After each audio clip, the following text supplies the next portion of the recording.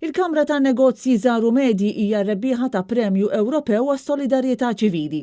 Il-Kamra tal-SMEs intażlet minn fost 250 applikazzjoni mresqa minn organizzazzjonijiet tas-soċjetà ċivili, individwi u kumpaniji privati li kienu nominati għal dan il-premju għax-xogħol li sar tul il-pandemija.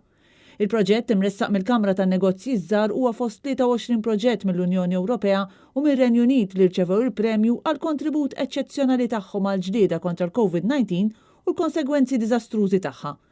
Il-Kumitat Ekonomiku Soċjali Ewropew tal-Premju għas-Solidarjetà Ċivili lill-Kamra tan-Negozji Żgħar u Medji għall appoġġ li tat lill-SMEs matul iż-żminijiet inċerti tal-COVID-19. Dan wara li l-Kamra mexxiet is-servizzi li toffri normalment online u żiedet l-għajnuna tagħha b'sensiela ta' webinars u pjattaforma għas-sedien tan-negozji. Il-Kumitat Ekonomiku li jirrappreżenta s-soċjetà ċivili fil-livell tal-Unjoni Ewropea qal li l-proġett tal-Kamra Maltija kien eżempju notevoli ta' solidarjetà li spikkat matul il-kriżi tal-COVID-19. Kif bdiet il-kriżi, il-Kamra li tirrappreżenta l fuq minn 7,000 SME għamlet tibdil f'xogħla u ħolqot struttura ta' appoġġ għall-SMEs li ffokat fuq il-ħtiġijiet essenzjali u s-sopravivenza tagħhom.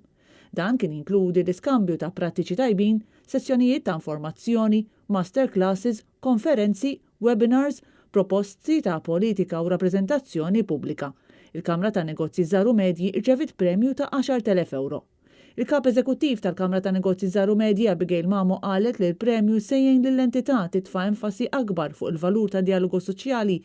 Hija qalet li tħaddim ta' dialogu soċjali qatt ma kien daqshekk meħtieġ u saħqet li huwa mudell li bħala Kamra beħsibhom ikomplu jibnu fuqu u jaddattawh għal ċirkostanzi oħrajn.